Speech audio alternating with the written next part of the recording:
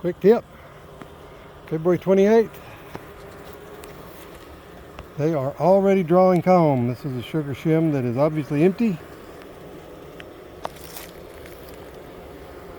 And the hive is booming. Every hive I've been into about 30 so far.